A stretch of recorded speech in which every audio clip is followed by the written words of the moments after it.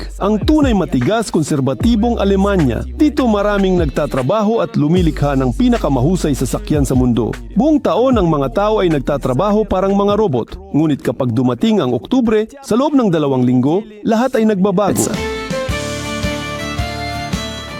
Ang taunang pagdiriwang na Oktoberfest ay ang pinakamalaking kasiyahan sa mundo. Sa loob ng 16 na araw, 6 na milyong tao ang dumadaan sa teritoryong ito ng serbesa at kasiyahan. Walang tigil na kasiyahan na umaakit sa parehong matatanda at bata. Nahuli na ako nito. Ito ay grabe. Hindi ako komportable. Ang Oktoberfest mo ay isa ring lugar kung saan maaaring makahanap ng pag-ibig. Naghahanap ako ng birhen sa edad na 40. Maraming pagpipilian, kaya maaari mong subukan. Kumusta? Ano sa tingin mo? Ang pinaka-popular na larawan. Ngunit kapag natapos na ang Oktoberfest, nagsisimula ang mabibigat na araw ng trabaho sa Alemanya. Ganito kami nabubuhay, palaging nagtatrabaho. Sapat ba ang pera? Walang sapat na pera? Pandaraya, panlilin lang. Napakarami dito. Huwag kailanman makipagtrabaho sa mga Ruso. Palagi silang nandaraya, tanging mga Slav sa isa't isa. Ito ay isang minyatura. Tumutulong ang kaibigan sa kaibigan na magtrabaho. Trabaho ng kaibigan. Maraming Ferrari sa isang lugar. Hindi lang beer, kotse at trabaho. Ngayon sisilipin natin ang karaniwang buhay sa isa sa mga pangunahing lungsod ng Alemanya. Siya ay nagbibiro, hindi.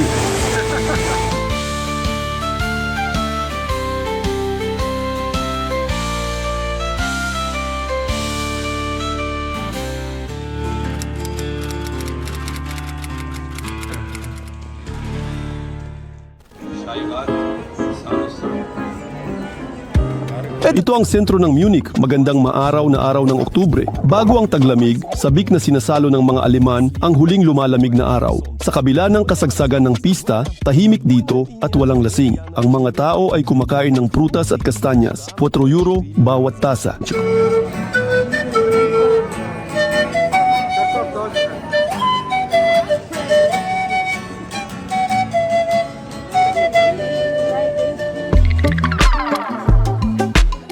Sa lugar na ito, sa gilid ng Munich, nakatira si Alina. Oras na ito ay nasa trabaho siya, pero hindi. Sa Oktoberfest, naglalakad ka sober sa ngayon. Ang paalala na tayo ay nasa pandaigdigang kabisera ng alak ay ang kakaibang poster na ito sa metro. Sa ibang bahagi, kahit sa lugar ng pista, lahat ay napakadisente. Ang lahat ay tahimik, mga edukadong tao kaaya-aya, at malinis, wala ni isang upos ng sigarilyo.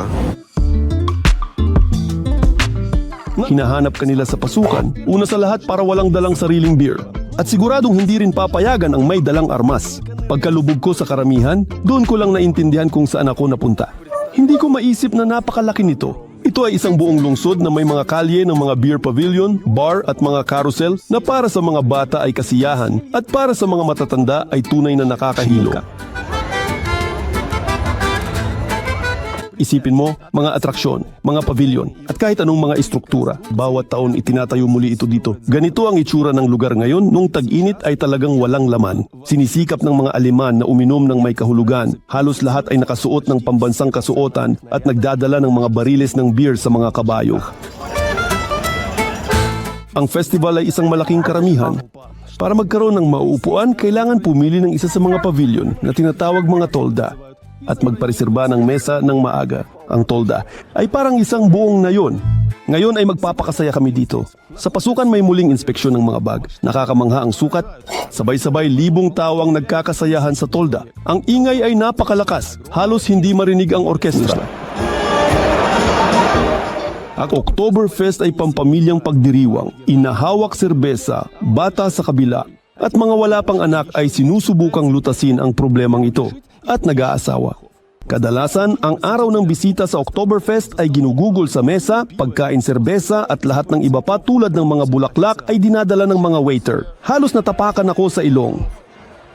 Schnitzel, niligis na patatas na may tae, tandang, ang halaga ng serbesa ay nasa 15 euro kada litro. Ang mga bahagi ng pagkain ay halos ganun din ang presyo. Isang target lang. Ang kutsilyong ito ay parang mula pa noong panahon ng digmaan. Ang manok, kumain ka na ba ng ganito?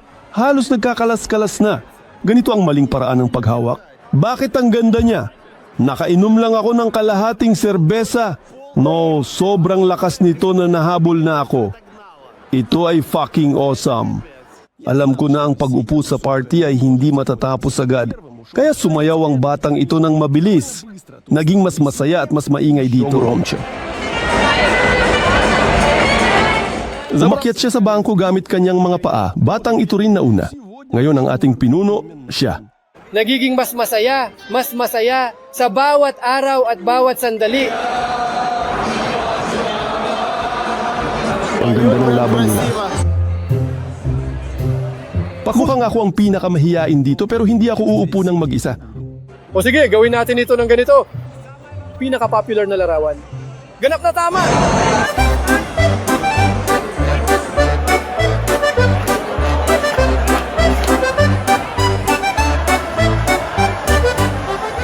Pagsasama ng pamilya ay hindi biro. Ang Oktoberfest ay maraming libangan para sa bata na di nauugnay sa alak. Si Vitali narito rin ngayon kasama ang kanyang buong pamilya. Dito maaari namin gawin ito bilang isang pagdiriwang ng mga bata. Katatapos lang din namin maglaro ng laro. Sa bangko kami ay naglaro, oo sila ay masaya. May mga iba't ibang masasarap na pagkain dito, gusto nila ito. Hindi namin masyadong gusto, tulad ng gusto nilang pumunta dito. To be honest, mas gusto ko pang beer. Ay hindi Oktoberfest beer. Ngunit dito rin ay masarap, matapang, malakas para sa mood. At sa kasalukuyang atmosfera, ito ay napaka-cool. Nasa gitna kami at Vitalik, ako to at hindi kami. Ang mga Ingles ay galing sa Oktoberfest. Hinahampas nila ang isa't isa ng latigo. Namamangha si Vitali sa pangangalaga ng mga Aleman sa Munich. May isip mo ba, 90% ng Munich ay nawasak at itinayo nila ito muli ayon sa mga lumang proyekto. Ito ay ang Pantheon. Dito palaging ginaganap, sa totoo lang, lahat ng mga meeting tungkol sa lahat ng mga issue. Dito nagsisimula ang isa sa mga bahagi ng pinakamalaki sa mundo ng pampublikong parke, English Garden. Dito ay may mga restaurant na kailangan maging disente. Ganyan ang kanilang patakaran. Dumating kayo sa amin bilang bisita. Maaaring hindi kanila bigyan ng mesa, maaaring hindi kanila pagsilbihan, maaaring paalisin kanila. Ibig sabihin kahit sino ka pa.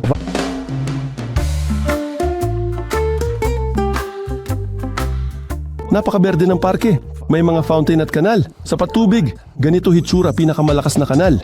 Lumikha sila ng artipisyal na alon dito at ngayon ito ang paboritong lugar ng mga surfer. Kahit malamig ang tubig, ang vibe ay parang sa Bali. Kahit na umuulan, may mga manonood sa palabas na ito at may mga magagaling na atleta sa alon. Pero wala talaga si Sarah doon. Mula sa kanyang bahay hanggang sa puntong ito, regular na tumatakbo si Vitalik na umaabot ito ng 15 kilometro. Ang mga Aleman mismo ay hindi lang mahilig sa BMW, kundi pati na rin sa mga bisikleta.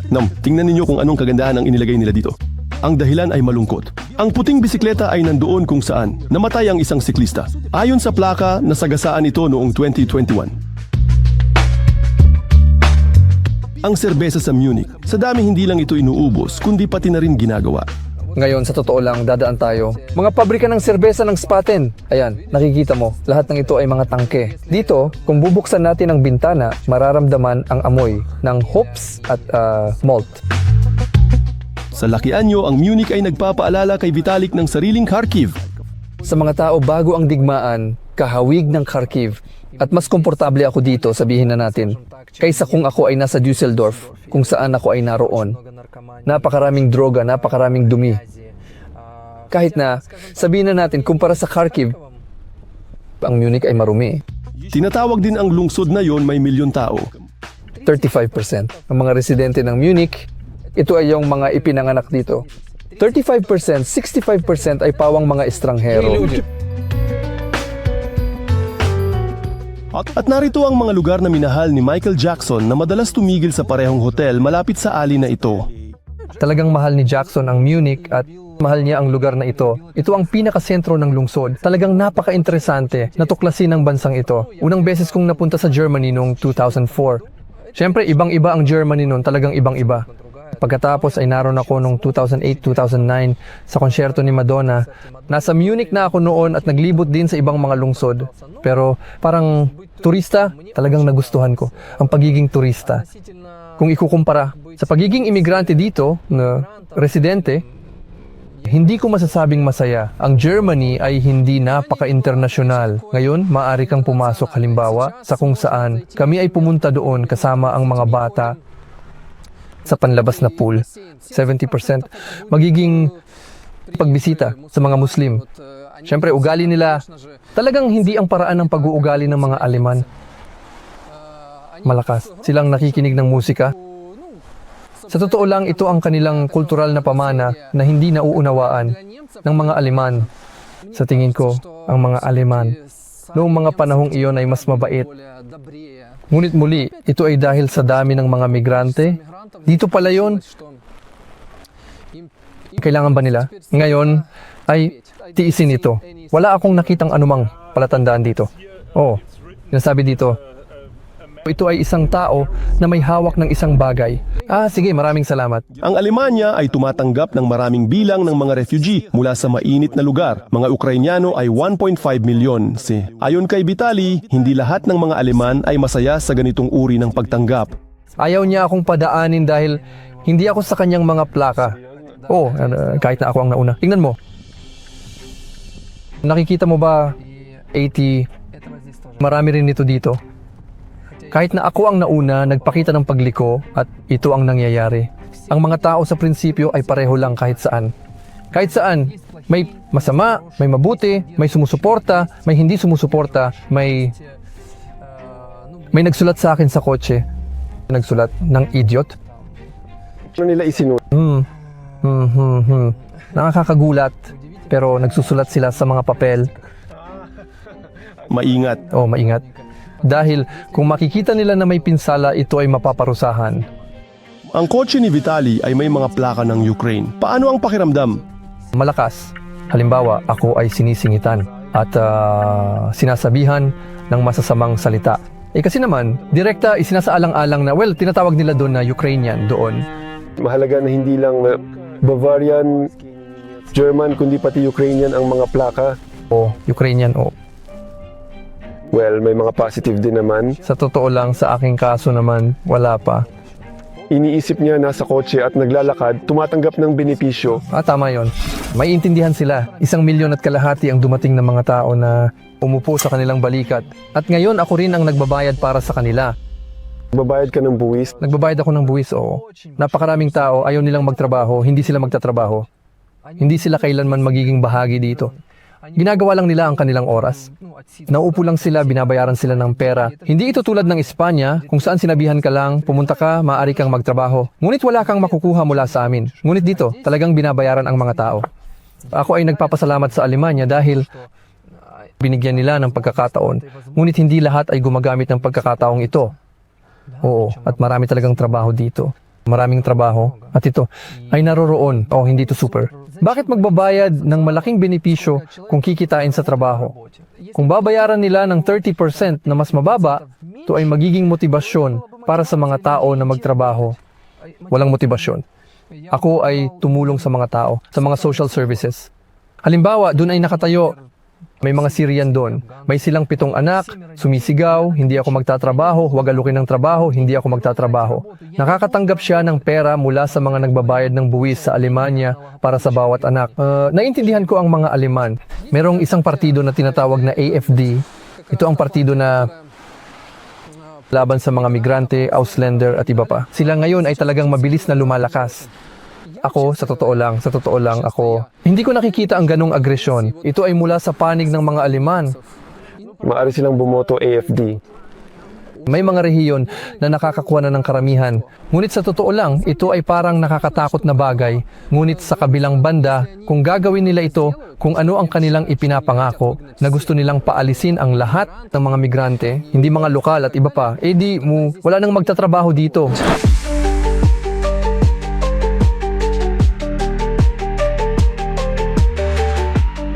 Ito si Toma. Siya ay tumutulong sa mga refugee at kasalukuyang papunta sa kanyang opisina, Turkish hairdresser. Tagapag-ayos ng buhok sa Kudrek. Gumagawa sila ng Turkish na tinapay. Napakasarap talaga ng Turkish soup. Lahat ay parang sa Istanbul. At lahat ng ito ay mga apartment. Ngayon marami ay opisina. Dito ay may 2 silid. Inayos ito. Si Toma nagbibigay konsultasyon sa Aleman-Ukrainyano para manatili sa Alemanya. At makapagtrabaho, mas pinipili ang magtrabaho dahil dito ko at tumanggap ng pera. Mataas ang buwis at ang matatanggap mo ay $200 na mas mataas kaysa sa gobyerno. Ngunit ang mga refugee ay nawawalan sa pabahay.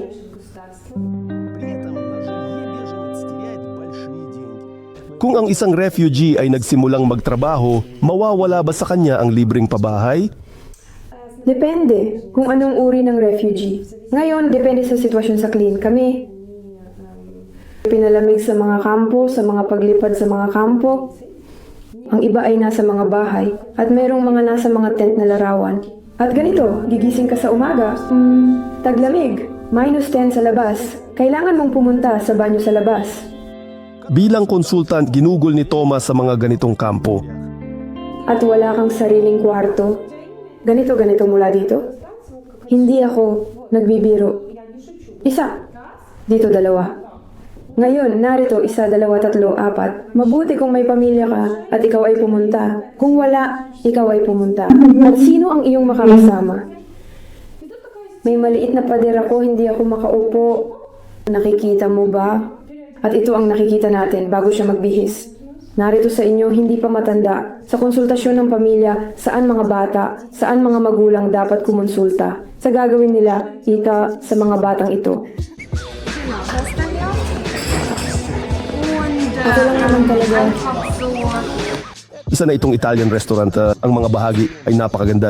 Ganito ang hitsura ng kalahating pizza. Dumating si Toma sakay ng skateboard at sa skateboard din siya pupunta sa kanyang second trabaho. Hindi mabigat sa akin. Nagagalit ang mga siklista kay Toma pero skateboard ang pangunahing transport. Iba ang pagmamaneho ko. Pupunta ako sa Marian class kung Nakakahabol ka ba sa iba, hindi ba? hindi. Well, kailangan mong sanayin ang sarili mo.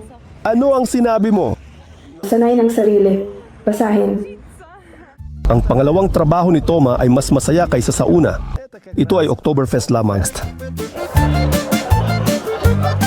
Nasa festival gabay ni Toma mga turista mahanap kanilang pavilion mesa gitna karamihan. Ang unang sinasabi ko sa mga turista ay kung saan itali ang laso. Importante ito. Ibig sabihin nito ay hindi pa ako kasal. Kung ako, balo na, oo, pero sa kabutihang palad. Hindi ako balo, ang laso ko ay nasa likod. At kung ako ay birhen, ang laso ko ay nasa gitna. Dito, Kailangan bang ipahayag ng birhen na siya ay birhen? maaring ipahayag hindi siya abalahin. Tingnan kaliwa kung nandito pa ako, pero kung ako ay birhen pa. Ikaw ba ito pagkatapos ng pangalawang beer? Naghahanap ng birhen edad 40. Oo, sa prinsipyo, maraming pagpipilian. Kaya pwede mong subukan, oo. Makakahanap. Sa tingin ko, makakahanap ka. Kung magtali ng laso, madalas na lumalapit tulad ng kay Tom. At ang mga waitress ay kumikita ng malaki. Sa amin hinutot, nagbigay kami ng €50, ganun lang. Karaniwan silang kumikita sa loob ng 16 na araw. Ibig sabihin, 3 pares ng weekend at 2 linggo. Halos para sa buong taon. Kaya kung may lola silang nagtrabaho dito, magkakaroon sila ng nanay na magtatrabaho dito, anak na magtatrabaho dito. At kung wala silang anak na babae, ibibigay nila ito sa kanilang tiyahin. Ang pera ay nananatili sa pamilya. Pero ayoko magtrabaho dito. Napakaingay dito. Nagdadala sila ng simpabaso. Kain po dito, film doon. Magkano ito? 10 litro sa atin. At nasubukan mo na ba ang baso? Medyo mabigat, di ba? At saka mga baso, ibig sabihin kung may dibdib ka, pwede kang makatulong. Hindi ko magagawa iyon. Sa lahat ng ito, hindi umiinom ng beer si Toma. Kagabi, nandito ako at hindi lasing. Ito ay imposible. Ayoko sa kanila sa mga lasing na tao. Okay pa rin kapag lasing ka. Oo, kailangan mo ng maraming pasensya. Mukhang doon ako binabayaran. Para sa pasensya, Magkano ang bayad sa'yo? well, plus or minus babayaran nila ang alinman sa 35. Oras yun? Hindi ka ba naghahanap ng asawa dito? Hindi ako naghahanap dito kasi hindi naman ako umiinom. Ano ang gagawin ko? Sa festival, umiinom ng halos 8 milyong litro ng beer. At para sa mga sumobra, natitira na lang ay humiga sa burol na ito. Mayroong itong parang na tinatawag na Kotzwiesen. Larangan ng Regalobo. Oo, tama. Ang Wiesen ay isang larangan. hotspots, tama na ang sinabi mo. At ang mga tao dito ay pumapasok ng umaga sa 9, 11 ng umaga, umiinom ng kanilang ilang beers at pagkatapos ay humihiga ng 3 oras sa parang na ito. May mga galing sa party, may mga gumagawa ng ibang bagay sa tabi. Layunin ng maraming turista makakuha ng baso mula sa festival. Hindi kung ang salamin ay ganito lumalabas. Ganyan talaga madalas. Susunugin ba ito? Susunugin nila ito. Oo, kaya bawat isa ay lumalabas ng 10, 15, 11, halos bawat oras. Si Toma nagtatrabaho dito 6 taon. Sinabi nila na narito si Schwarzenegger. Oo. Pero nakita mo siya? Dumadalaw siya sa amin taon-taon. Gustong-gusto niya ang tolda, tinatawag na manstal. Ito pinaka-fancy. Dumarating siya taon-taon. Nung Mga kasuotan sa Oktoberfest, hiwalay na negosyo. Ibinebenta ang mga ito sa lungsod. Shorts at simpleng kamiseta ay nagkakahalaga ng €250. wala naman talagang halaga ito.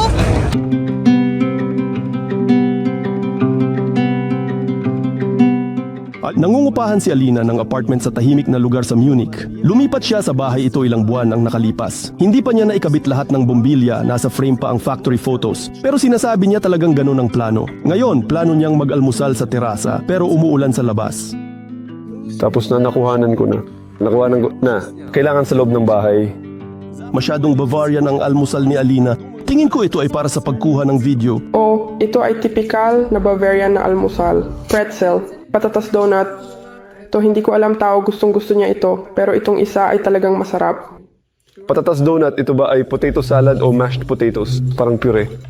Merong ilang pampalasa doon. Hindi ko pa nga nasubukan lutuin ito. Binili mo ito. Mga puting sausage. At itong napakatamis na mustasa. Ito ay talagang malapot Sa mga sausage, sa mga sausage. parang siya ay parang Merong ilang mga option, ilang teorya kung paano ito balatan. So, sinasabi, nila yan. Kung ito ay Bavarian, kailangan mo sila sipsipin ang karne mula sa balat na ito. Talagang ganon. Conservative. Lang ako. Sa bituka, kasi mas malaki yan. Pero sa kanila normal lang. Talagang umaga pa lang may beer na. O hahantong. Pa rin sila sa paghiga. Seryoso? At ikaw ba, minsan ba kumuha ka ng baso at pumunta sa trabaho? Maliban na lang kung malamig na baso ang gagawin. Ikaw ay bahagi. Ako ay bahagi. Pinapayagan silang uminom ng beer sa oras ng tanghalian. si Alina ay nagsasalita at nagbabasa ng Aleman. Di kapag nagbasa ka talata, maiintindihan Well, ba ang iyong bookmark? sa gitna. Mas mababa sa gitna.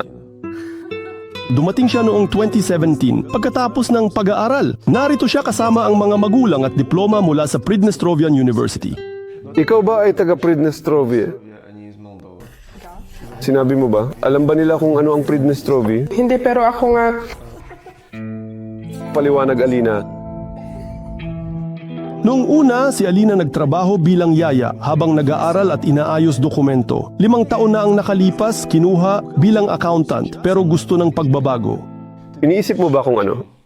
para sa akin, simple para hindi nakakapagod. Mas kaunti. Para ng trabaho at responsibilidad pero mas maraming pera. Well, mukhang ikaw yon. Kahit sa mga pamantayan ng Aleman, maayos ka na. Meron kang magandang apartment, sapat ang pera para sa lahat. Ngayon, maisip mo ba, March na, ika-24. Ganito ako, 2017, marami akong pinagdaanan. Hindi mo masasabing madali ito. Wala ka bang balak na magpaupa ng iba dito? Halimbawa, Hindi. Tinanong ako syempre ng mga kakilala kapag nalaman nila. Pero iniisip ko, nako, hindi. Ito lang ang lumabas dito at gusto ko ng kapayapaan. Mga sweldo, mga deklarasyon ng buwis at mga ulat, pinili ni Alina ang hindi madaling landas. Ang Aleman na burokrasya, narito ang carousel. Nahihirapan ako. Ang mga Aleman ay minsan nahihirapan magsalita tungkol dito. Intindihin ang mga batas na ito. Well, para sa amin, mas lalo pa nga sa bawat batas ay may sariling exception. Na may isa pang ilang exception. magkano ang sweldo? Dito hindi tinatanong tungkol dito, hindi nagtatanong. Sa akin, kabaligtaran, sinasabi nila sa mga date, tinatanong ng lalaki. Ang babae kung magkano ang kita niya, hindi sa Germany. Sapat sa amin para rentahan ng apartment na ito. Para sa apartment. 1,000 euros na may ilang pagbabago, kahit na higit pa kasama ang mga utility, paglalakbay at pagkain, pero siguro kumikita ka ng 3. Oh, nalaman namin ang tungkol dito. Ano, nagtitipid ka ba sa isang bagay? Hindi. Kung may sukat ang buhay ko, masasabi kong hindi ako nag-iipon. Hindi kasama dito ang pagbili ng mga branded na bagay. O kung ano paman, ito. Kung sasabihin mo ito, nagtitipid ako. Napahaba usapan, kailang magtrabaho si Linke. Ganito kami nabubuhay. Laging nagtatrabaho. Ito aking lugar, ngayon tatawid tayo tulay. Si Izar ito, may mga beaver. Sinusubukan naming mahuli mga beaver kasama mga bata. Hindi nahuli. Well, minsan nakakita ako ng napakalaking beaver. Sa gusaling ito sa lugar ni Vitali, nagdadagdag sila ng isa pang palapag. Isipin mo, nakatira, sinabihan magkakaroon ng palapag. Araw-araw siyang dumadaan sa perpektong football field. Hindi pa niya nakikita na may naglalaro doon. Pag-aari daw ito ng paaralan pero walang tao dito kahit kailan at hindi mo ito mararating. Pero ang ganda naman tungkol sa mga presyo, sinasabi nila, ang Munich, ito ang pinakamahal. Kailangan mong umalis kung gusto mong magtipid. Pero lahat ay balanse. Lahat ay balanse sa Munich. Mas mataas ang mga presyo, mas mataas ang mga sahod, mas maraming pagkakataon para kumita sa kabuuan. Ang halaga ng pabahay, halimbawa, sa lugar na ito, kung luma na, yung talagang sobrang luma, ito ay magiging mga 7,500 kada metro kwadrado. Brutal. And ang bago ay nasa 12 to 12.5 kada metro kwadrado. Sa kanan ay isang bunker sa itaas. May isang apartment doon, ito ay ibinebenta sa halagang 12.5 milyon. Doon nagtatago ang mga tao pagkatapos ay ginawang tirahan. Ang mga Aleman ay mahilig sa mga kotse. Ang lokal na industriya ay karangalan. Naglalakad ka sa Munich, puro BMW, Audi at Porsche. At kung makakakita ka ng lumang kotse, ganito. Dito, Mercedes ay parang laruan sa mga istante. Ngunit ang pinaka-automobil na atmosfera ay nasa Motor World. Ito ay isang miniatura. Tumutulong yung kaibigan sa kaibigan na magpukpok. Ito ay pagmamartilyo, kaibigan. Pupukpok ng isa't isa. Oo, magkaibigang pagpupukpok. Ito ay isang bukas na sentro ng eksibisyon para sa lahat na may mga restaurant at napakaraming mamahaling kotse. Sabihin natin maraming Ferrari sa isang lugar. Ito ay isang pabrika para sa pagkukumpuni ng mga tren. Pagkatapos ay binili ito ng isang Aleman at ginawa itong isang komersyal na negosyo. Nakatira kami malapit sa lugar na ito, pumupunta kami dito kasama ang bata para tingnan ang mga kotse kumain at makakita ng bago para sa aming sarili. Bugatti, Maserati at mga tunay na racing cars na nasa sahig at pati na rin sa kisame. Batmobile. Ito ay kumikislap ng husto na hindi mo na makita kung nasaan ang kotse. Ang motorsiklong ito ay mukhang ipinarada rin ni Batman. Hindi pa ito lahat, no? Ang mga kotse dito ay sa 4 palapag at iniikot nila ito, ipinapakita ng salit-salit. Ito ay Rolls-Royce, isang buo na piraso. Oo. Paano nila ito grabe na ibabaluktot? Ang halaga ng kotse ay 168,000 euro. Talaga bang ibinebenta? Ang mga ito? Oo. Halimbawa, ang may-ari ng kotse na ito, dinala niya ito dito, inilagay ito para ibenta. Ayan, nandoon nagre-renta siya. Tanging natatanging exhibit tulad nito ang hindi ibinebenta. Kamakailan dumating si Vitalik para maglakad kasama ang kaibigan. Narito ang isang lalaki mula sa Ferrari na nagsabi, pumasok kayo, bakit kayo nakatingin lang? Pumasok kayo, tingnan ninyo. Pumasok kami, tiningnan namin ang mga Ferrari, pinaupo niya kami at dumaan kami, narito ang BMW. Sinalubong kami ng isang lalaki at sinabi, bakit kayo pumasok sa Ferrari? Tingnan ninyo ang BMW. Ibig sabihin kami ay nakabihis sa aming mga bansa, hindi. Mga pulubi. Mga pulubi hindi namin pinapapasok. Oo, kayo na may dalang supot sa kamay na may mga bote. Dito, kabaligtaran. Ang lalaking iyon ay naglaan ng maraming oras sa amin. Siguro nababagot siya. Sa totoo lang, baka dahil wala ng iba, pero alam mo, wala siyang ganung pagmamaliit. Ano ang mas gusto ng Aleman, kotse o serbesa? Hindi ko natutukoy pero sinusubukan ko. F6B. Ito ay lokal na serbesa. O kailangan mag-toast at tumingin sa mata ng isa't isa. Ito ay itinuturing. Bastos sa kanila, kung hindi ka tumitingin sa mata, nakakasakit na bagay. Ayokong umalis. Gusto ko dito kung saan may aksyon. Oh, pero ikaw kasi titingin tayo sa mata. Oh, dito kailangan sa mata. Kahit mga anak ko ay nagto-toast lemonade. Meron ditong patakaran tungkol sa promil. Maaari kang uminom ng 2 sa mga basong ito at magmaneho. Muli magkasama. Isang manibela. Sa reverse na bilis. Ngayon, may mga video na dumarating kung saan humihinto ang mga pulis ng ilang matatandang tao at sinasabi nila na wala silang lisensya. Sinasabi nila na nawala nila ito noong 1946. Noong 40 sa Stalingrad noong 46, nawala ko. Wala silang lisensya. Paano kayo nagmaneho? Hindi ako palaging hinuhuli at nagmaneho ako. Bumalik tayo sa Oktoberfest. Dito nauubos na ang beer at pagkain at ang mga tao ay umaakyat hindi sa mga bangko kundi direkta sa mesa. Sinubukan ko rin. Hindi ako komportable parang. Mas masaya rin yung mga babae. Kung titingnan mong mabuti, may mga talagang magaganda.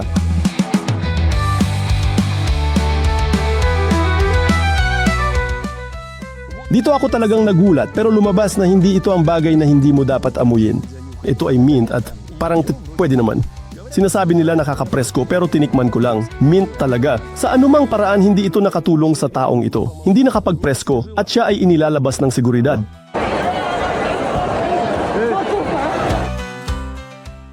Habang nire-review ko ang material mula sa Oktoberfest, natawa ako at nahihiya. Ito ang bihirang pagkakataon na nalasing ako sa ilang baso ng beer at nagwala. Ang Oktoberfest ay hindi lamang ang lugar kung saan nagtatrabaho si Toma. Sapat ba ang pera? Hindi talaga sapat ang pera? Maraming nagagasto sa pabahay, naghahanap ng ekstra trabaho. Kayo, sa Germany, tinatawag na mini job. Sa pangunahing trabaho, nagsisikap magtrabaho ng max 32 oras. Dahil kung ikaw ay nagtatrabaho ng full-time, maraming buwis ang kinakaltas sa'yo. Magtrabaho 32 oras. Bukod pa rito, pinapayagan sa Germany na magkaroon ng mini job. Meron din ako sa kanila mga 5. Alin? Gandang kwento. Kaya ang una na, ito ay isang pedagogical, paaralan abracadabra, gumagamit ng Ruso. Nandito ito sa Munich. Doon ako ngayong taon ay nagsimulang magturo ng mga lektura, mga interactive para sa mga bata. Susunod kay Tom ay ang Oktoberfest, tour sa Munich, model agency, pag-oorganisa ng mga eksibisyon at pagtulong sa home organizing. Pumupunta si Tom sa bahay at itinatapo ng lahat ng hindi magagandang bagay. Mamundi, mahirap para sa atin na isipin ang ganitong serbisyo. Pero dito, gaano kadalas itong ino-order? Dito ay magandang tanong. Dahil medyo sarado ang mentalidad ng mga Aleman. Di ka nila pinapasok. Kaya, ang mga Aleman, ganito sila, kailangan mong makuha ang kanilang tiwala para magbukas sila sa iyo. Ipakita ang panty sa Russia? Oo. Kaya't kadalasan ito ay alinman sa mga nagsasalita ng Ruso o mga Amerikano. Nagbibigay din ako ng mga sesyon ng psikolohiya, online din. Sinabi ko sa iyo, 5 meron kang mga mini job pa? Higit pa. Ganito, naiintindihan mo. Kapag kailangan mong mag-ipon para sa kotse, gusto mong lumipat. Ibig sabihin, may karapatan ka sa mini-job. Tinatawag itong mini-job, maliit na trabaho na kumita ng hanggang 530 euro na walang buwis. Paano kung iba mini job? May karapatan ka, pero ang mahalaga ay hindi lalampas sa 530 euro kada buwan. Kabuuan lahat ng mini job? Hindi mahalaga, oo, kung saan mo ito ginagawa. Sa kabuuan? Oo. Siyempre, nahulog ako dito ng medyo huli na, pero nang naintindihan ko. Binawasan ko ang oras ko sa 32 at kumuha ng mini-job. Dapat sa 2 lugar, hindi pwedeng sa isang lugar. Mas maraming pera dumating. Oo, nag-ipon kotse. Marami ring propesyon si Vitali. Isa sa mga ito ay photographer at ito parang naramdaman ng mga turistang Asyano. Tama ang hula nila, ang photographer, tanong nila. Oo, siya ay professional. Professional na photographer. Oo, pasensya na. Tungkol sa Diyos ko. Hindi palabas. Paglipat sa Germany, nagbukas si Vitali ng kumpanya pag-promote ng brand online. Hindi madaling magtrabaho dito. Napakaraming pandaraya at panlilinlang. Dito na kami. Halimbawa, hindi pa namin ito naranasan dati at maraming peking kumpanya. Halimbawa, may hindi pa nababayarang bill ako. Sa kasalukuyan, 6,000 euro. Ayaw lang nilang magbayad, hindi sila sumasagot sa mensahe, mahirap makipagtrabaho sa kanila advance. Di ito ugali. Ngunit ngayon, pinipilit namin na ang trabaho ay dapat lamang sa paunang bayad. Mas mabuti kung 100%. Napakahirap mangolekta. Ngunit kung kami, halimbawa, walang bayad, may mga bill kami na 950 euro. Nagpasya kaming kumonsulta sa abogado. Sabi ng abogado, ganito una sa lahat, mas malaki ang magagastos ninyo kaysa sa makukuha ninyo. Hindi ko alam kung bakit, pero 3 abogado ang nagsabi sa amin ng parehong bagay. Sinasabi nila na bumalik kayo kung ang hindi nabayarang bill ay mula 5,000 euro, saka kayo bumalik. Nang dumating ako dito, kakabukas ko lang ng kumpanya. Ang unang mga tao mula sa Lithuania ay nagsabi, sa akin ng ganitong parirala, huwag kailanman makipagtrabaho sa mga Ruso. Palagi silang nandaraya. Ito ay kanilang opinyon, ito ang kanilang karanasan. Sasabihin ko na sa porsyento, mas marami kaming pandaraya mula sa mga Aleman. Alam ko ang ilang mga vlogger na nagsasalita ng Ruso dito na sabihin na nating prangka. Maaaring hindi sila ganun kagaling magsalita ng Aleman, pero pinamumunuan nila ang Aleman na audience. Kumita sila doon? 15 ka sa isang buwan. Sa kanyang bayan, maganda takbo ng negosyo ni Vitali. Ibig sabihin, kung sa Ukraine ay malayo na ako sa ganito, may mga negosyo doon, mas marami ang produksyon, kinailangan kong kunin muli ang kamera, kumukuha ako ng mga larawan, video, nagpo-produce, nagtitipon ng mga team para sa mga shoot, gumagawa kami ng mga patalastas. Sa Germany, may programang sumusuporta sa negosyanteng Ukrainian, hindi natulungan si Vitali sa ganitong ahensya. Kinuha niya business plan, nagsasalita ako. Ano ang tinatayang timing para sa aking pananaliksik, plano sa negosyo? Sabi niya, well, mula 6 na buwan hanggang 1.5 taon. Sabi ko, at sa panahong ito, ano ang gagawin ko? Ibig sabihin, may pagkakataon pero walang mekanismo. Sa usaping nilalaman, nahuhuli ang Germany kumpara sa ating mga bansa. Kailangan ng lahat ang nilalaman. At din Germany, ito ay panahon ng bato. Ngayon, nakikita ko ang Germany sa Instagram parang kung paano kami sa Ukraine noong 2012. Mahirap makipag-usap sa mga kliyente. Sabi ko mga kaibigan, gagawin namin ito ng 10 beses na mas maganda sa kalahating presyo. Subukan. Hindi nagtatrabaho kami. Nagtatrabaho kami sa isang tao, siya ay 85 taong gulang na. Hindi na niya makita ang lens, wala na siyang magawa. Lahat ng ginagawa niya ay mali. Pero alam niyo, tiwala kami sa kanya. Hayaan niyo akong gawin ito ng libre para sa inyo. Libre lang ipapakita ko sa inyo kung ano ang kaya naming gawin. Oo. Pero alam mo, hindi kami sigurado na kailangan namin ito. Fanatismo tungo sa katatagan. Sa katatagan, sobra na ito.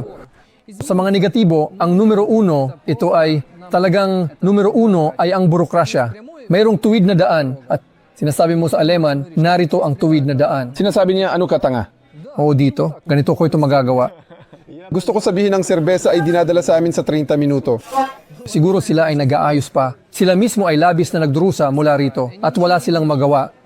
Hindi pwedeng maglaba ng damit sa washing machine pagkatapos ng 10:00 ng gabi. Dahil sa ingay, Ingay, oo. Pero dito mismo, agad-agad, maaaring maglagay karatula ang mga kapitbahay. Magkakaroon kami ng party ngayon. Paumanhin sa maaga. At doon hanggang 5:00 ng umaga mag-iingay ng ganito, ito ay legal na okay. nagpaalam sila. Bawal magpalipad drones dito. Dahilan kung bakit bawal magpalipad. Ingay ng ibon. Seryoso ba ito? Oh? Ingay para sa mga ibon at mga ardilya.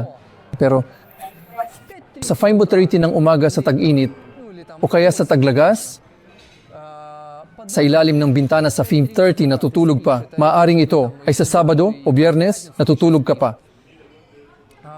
Ang ingay ay parang may eroplano sa bakuran, lalaking may headphones nagwawalis, sinisipa lahat, nagkakaatake sa puso ang mga ardilya.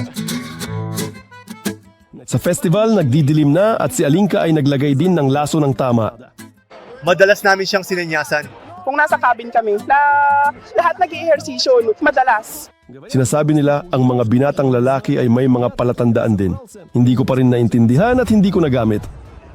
Kumusta ka? Sa'yo? Well, paano? Ikaw? Ito ay mga hotdog na may mahahabang Bavarian na sausage. Kailangang subukan. Matagal kong hinintay na may masuka sa carousel, pero hindi ito nangyari. Kahit dito, kahit na nahihilo na ako sa itsura pa lang nito. Maraming atraksyon, sumisigaw ang mga bata, pati na rin ang mga magulang.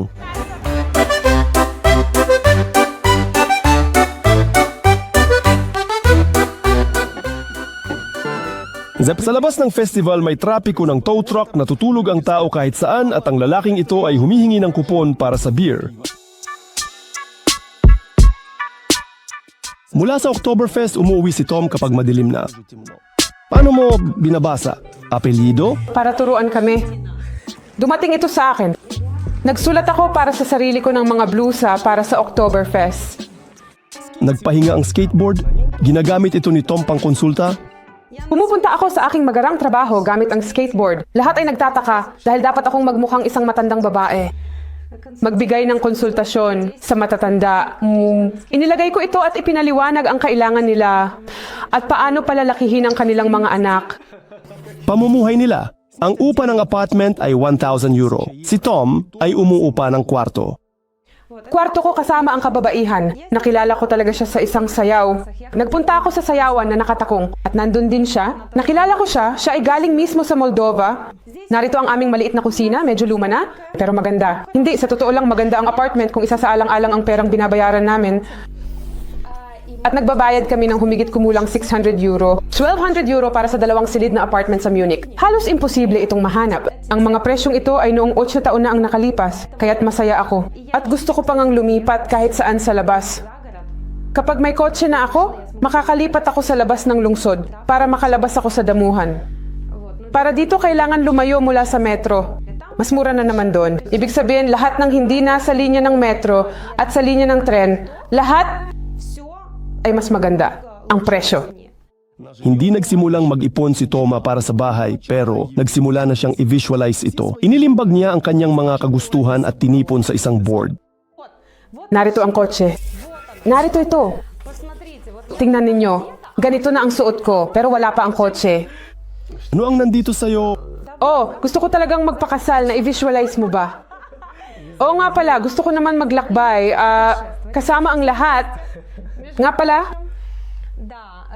lahat ng ito ay natupad na. Sa totoo lang, marami na akong natupad. Narito rin ako sa Canary Islands. Natupad din ito sa mga isla. Nagpunta ako. Nandito na tayo. Pinapaganda namin ang lahat ng aming pinakamagandang bahagi. Sa totoo lang, ito rin ay nasa proseso na. Dito ako nag-workout sa kabundukan. Paano yan sa Russian? Pag-akyat sa bato. Pag-akyat sa bato. Nasa Thailand ako, sa totoo lang, at dumaan ako sa iba't ibang practice. Ngayon ay nagme-meditate ako, dumadaan sa iba't ibang practice para sa kababaihan. Ito ay kahanga-hanga. Halos lahat ng iba pa ay natupad na. Kailangan lang mag-concentrate sa kotse, bahay, at sa bagay na ito. Teka, nasaan ka na? Tingnan mo, paano kayo maglalakbay, kapatid? Oh, sige, pwede.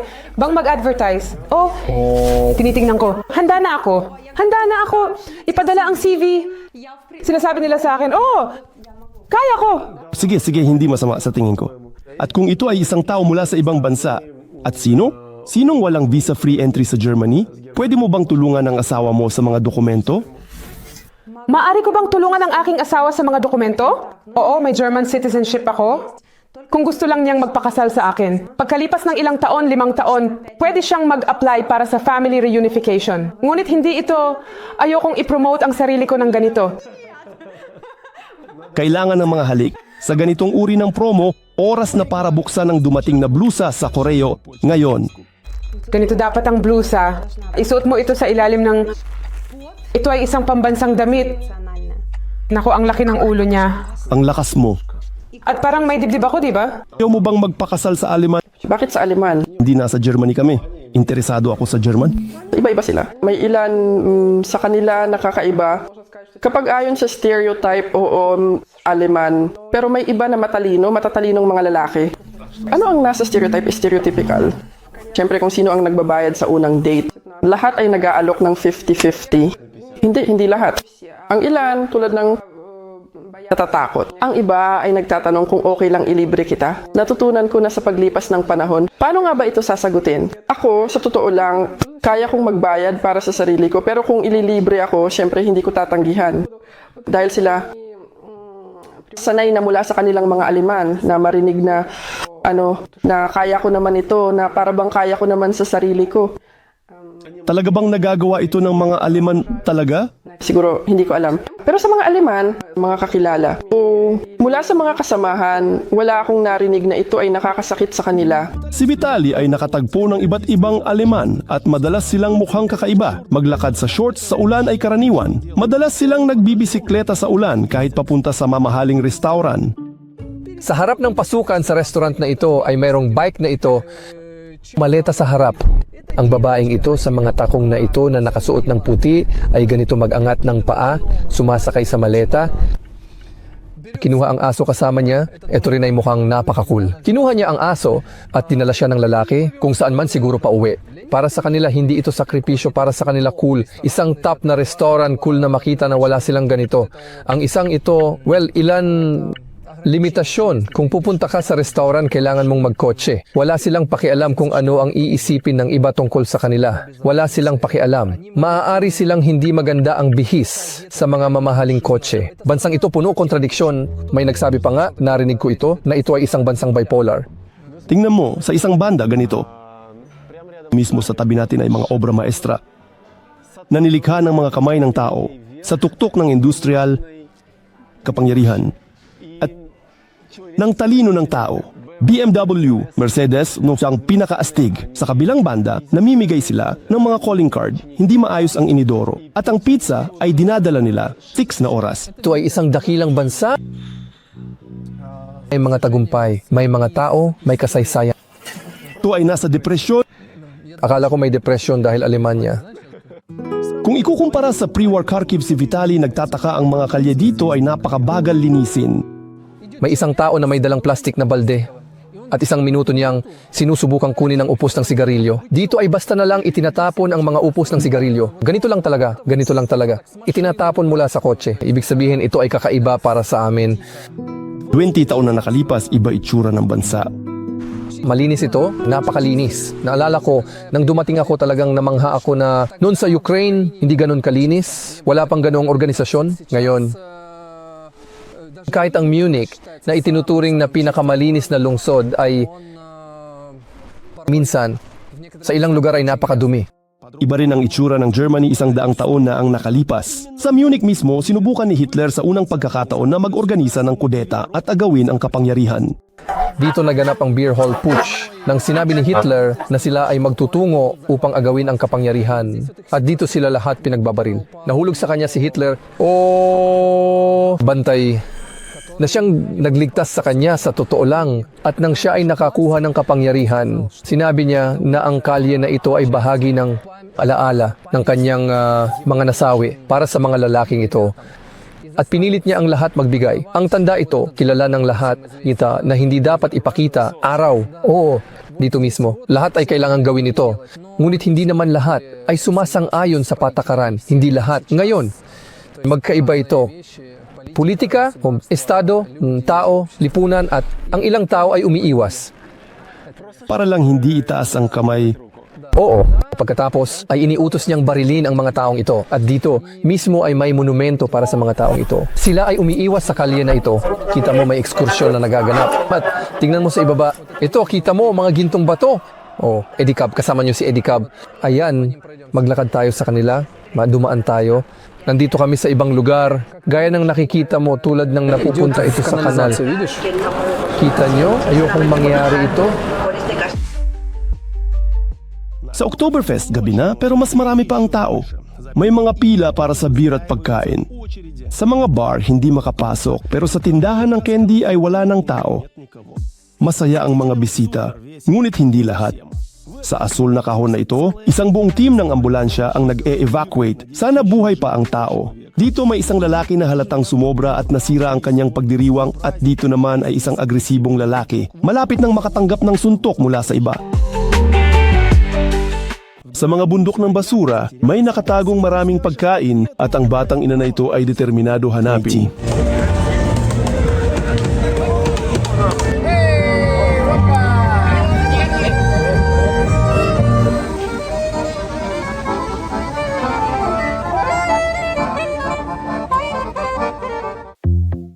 Grabe aksidente, napakabihira nito. Talagang mahalagang kuha. Pang-apat na aksidente sa loob ng 2.5 taon na nakita ko. Kamakailan si Vitalik, ibang may-ari ng sasakyan ng Ukraine, inatasang magparehistro sa mga plaka ng Aleman. May posibilidad, ibinigay lahat ng posibilidad. Maaari irehistro pero sa serbisyo, hindi namin alam kung paano ito gawin. Sabi ko, narito ang utos, doon nila pinrint ang schedule. Gets ko, pero hindi namin alam kung paano ito gawin. Meron kaming ganito at iyon lang. Kami, hindi natin ito magagawa. Kamakailan, sinubukan niyang gawin ito, nagpunta siya sa espesyal na serbisyo. Nagantay ako ng 1.5 oras at pagkatapos ay ako napakabastos, napakawalang hiya, talagang baliw, bastos, diretsong walang galang para sa mga Aleman, kumatok sa opisina at nagtanong, pasensya na po, kailangan ko talagang pumunta sa trabaho. 1.5 oras na akong nakaupo dito, baka nakalimutan nila o kung ano paman. 2 babae ang sumugod sa akin. Nagsimulang sumigaw na hindi ko alam ang mga patakaran ng Alemanya. At mas mabilis daw kung pupunta ako sa Ukraine para ayusin ito. Tinanong ko, may nasabi ba akong nakasakit sa inyo? Nagtanong. Lang ako? At nagsimula silang dalawa, sobrang lakas ng sigaw nila. Halos hindi nila ibinigay sa akin ang mga dokumento ko. At umalis na ako. Isa pa itong detalye tungkol sa Alemanya. Marahil, alam ito ng lahat na walang serbisyo kahit saan. At bakit wala ito? Dahil walang natatakot na mawalan ng trabaho. Ngunit ayon kay Vitalik, ang mga pulis sa kalsada ay napakataktikal at magalang. Ngunit, ang Alemanya ay puno ng kontradiksyon. At kaya nang ang aso ng kapitbahay ay umatake sa aking anak, Yomodao, at tumawag kami ng pulis, dumating sila makalipas ang 7 oras, at sinabi na wala silang kapangyarihan para dito, heto ang visit card ng ahensya na humahawak ng mga problema sa mga kapitbahay. Bakit ka ba kinakabahan? Nandyan naman ang berdeng ilaw. Ayan, kita mo minsan sila rin ay maaaring kabahan. Bagal, di ba? Dahan-dahan. Well, karamihan ay mga taxi driver. Isa itong taxi driver, aabutan niya kami. Napakawalang ingat nila. Kakaiba ang mga Aleman ay napakamaingat, lahat ay maayos. Iba na ang lahat.